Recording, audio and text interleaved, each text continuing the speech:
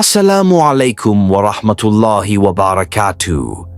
Dear Muslim brothers and sisters, beloved by Allah, there are many people who possess great knowledge, perform acts of worship diligently, and have even lived close to divine revelation. But sadly, their knowledge did not save them, because their faith did not take root. In this video, we will explore 3 highly knowledgeable individuals who met a tragic end due to arrogance, lust, and love for the world. Who were they, and what lessons can we learn from their downfall? Let's watch until the end.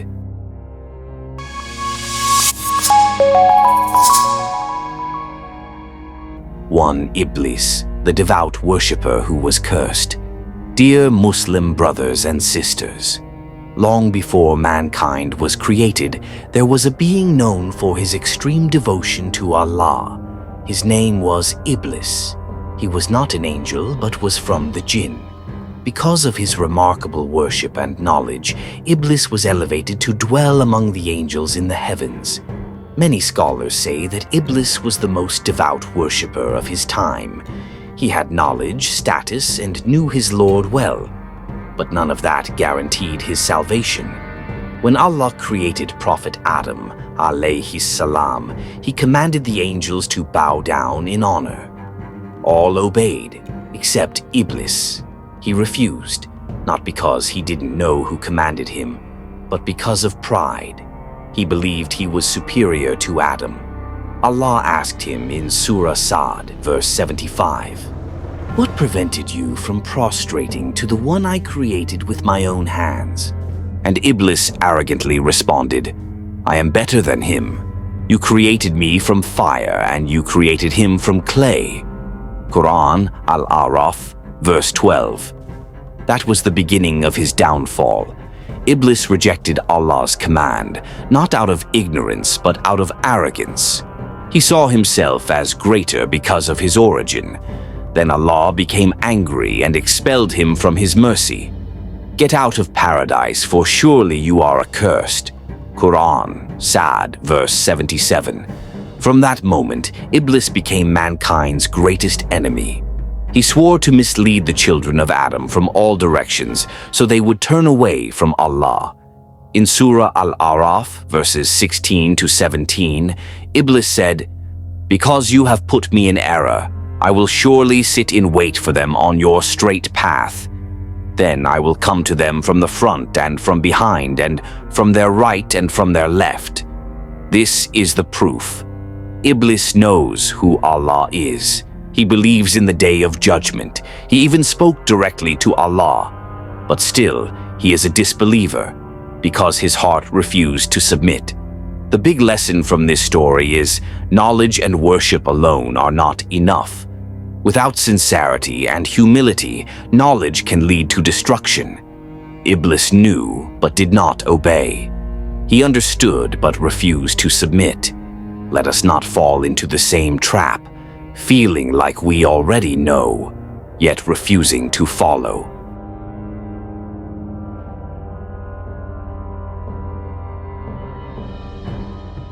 2.0 Balaam bin Baura, the scholar who sold his prayers. Dear Muslim brothers and sisters, among the children of Israel, there was a prominent scholar named Bal'am bin Baura. He was no ordinary man. He was known for his extraordinary knowledge. According to several tafsir, Quranic commentaries, he even possessed knowledge of Allah's greatest name, a name which, when invoked in prayer, would ensure that any supplication would be granted by Allah. Because of his knowledge and status, Balaam was honored, trusted, and revered by the people of his time. But this is where the real test lies for those who possess knowledge. Trials don't always come in the form of enemies. They can also come through wealth, power, and political pressure. When Prophet Musa, alayhi salam, and the children of Israel were preparing to enter a region, the ruler of that land felt threatened. He knew that Musa's people were chosen by Allah, and he couldn't defeat them through sheer force. So he turned to Balaam. He tempted him, bribed him, and asked for something dangerous. that Balaam use his divine knowledge to curse Musa and the children of Israel. At first, Balaam refused. He knew the truth was with Musa, but the temptation of worldly gain became too strong. Eventually, he sold his prayer, sold his knowledge, and sold his religion to please a tyrannical ruler. Then Allah revealed a harsh warning in the Quran. In Surah Al-A'raf, verse 175, Allah says, "And recite to them the story of the one to whom we gave our signs, but he detached himself from them. So Satan pursued him, and he became of those gone astray." According to renowned scholars like Ibn Kathir and Al-Baghawi, this verse refers to Bal'am bin Baura. Allah gave him knowledge, but he abandoned it. Not because he forgot, but because he rejected acting upon it. Then in the next verse, Allah delivers a striking parable. "And if we had willed, we could have elevated him thereby, but he clung to the earth and followed his desires. So his example is like that of a dog. If you chase it, it pants, or if you leave it, it still pants. Such is the example of the people who deny our signs." Quran Al-A'raf, verse 176. Allah compares Balaam to a dog, panting endlessly without restraint. This symbolizes loss of honor, loss of control, and slavery to one's own desires. He had everything: knowledge, prestige, and even prayers that were surely accepted. But it all collapsed simply because he chose the approval of man over the truth from Allah. The major lesson from the story of Bal'am bin Baura is this: knowledge is a trust. If it is misused to support oppression, twist the truth, or chase worldly desires, then that very knowledge becomes a cause of humiliation and even destruction.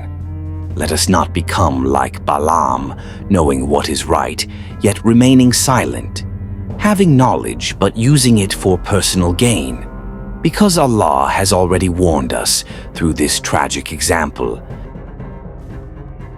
3. Haman, the genius who rebelled. Dear Muslim brothers and sisters, in the story of Prophet Musa, alayhi salam, and his struggle against the tyranny of Pharaoh, there was another powerful figure behind the scenes, Haman. Haman was no ordinary court official. He was Pharaoh's most trusted minister, a brilliant architect and a skilled engineer. Behind Pharaoh's cruelty, Haman played a key role. He designed the great projects that upheld Pharaoh's regime and supported even his most outrageous ideas. One day, Pharaoh arrogantly said to Haman, "O Haman, build for me a lofty tower so I may reach the pathways of the heavens, and look upon the God of Musa, though I certainly think he is a liar." Quran, Surah Ghafir, verses 36 to 37. What did this order really mean? It was Pharaoh's way of openly mocking the message of Prophet Musa, claiming that Allah is above everything and trying to challenge that with a physical structure. And Haman was the one ordered to make it happen. As an intelligent man, Haman surely knew this was impossible, but he did not object. He didn't advise Pharaoh. He didn't stand for the truth. Instead, he complied. He obeyed a ruler who blatantly challenged Allah, and he supported that project of arrogance. Haman was not ignorant. He knew who Musa was. He saw the signs of prophethood. But just like Pharaoh, he chose power over truth. And in the end, he met the same fate as his master. In Surah Al-Qasas, verse 40, Allah says, "So we seized Pharaoh and his soldiers and cast them into the sea. See then how was the end of the wrongdoers." In other verses, it is mentioned that Pharaoh, Haman, and Qarun were all destroyed together, a direct punishment from Allah. All of Haman's intelligence, his status, even his massive architectural projects, none of it saved him from Allah's wrath. He knew the truth, but remained silent. He had intellect, but didn't submit. He had knowledge, but didn't use it to obey. This is the danger of knowledge without faith. It doesn't draw a person closer to Allah. Instead, it can give them the audacity to challenge Him. Knowledge and intelligence are great blessings, but if not accompanied by faith and the courage to stand for truth, that knowledge can become the path to destruction. Like Haman, one can be smart, trusted, and hold a high position, but still end up doomed for supporting tyranny and rejecting the truth brought by the prophets. Let us never fall into the same trap, knowing what is right, but staying silent, out of fear of losing worldly gain. Dear Muslim brothers and sisters, Iblis, Bal'am, and Haman are all examples that knowledge, worship, or even being close to the prophets will not save a person unless their heart truly submits to Allah. Don't be proud of knowledge alone. Don't feel safe simply because of acts of worship, because only faith, true, humble, obedient faith, is what keeps the heart firm upon the path of Allah.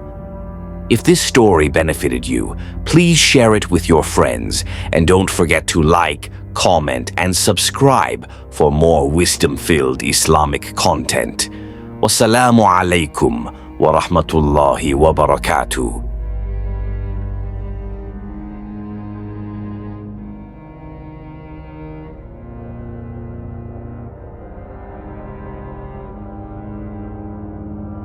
Before I conclude, please allow me to sincerely apologize if in this presentation there were any words that were inappropriate or unintentional mistakes. As a human, I am certainly not free from errors. May Allah forgive all my shortcomings and mistakes, and I hope that you all can forgive me as well. My hope is that what has been conveyed today can become beneficial knowledge and bring us closer to His pleasure. Thank you for your attention and patience.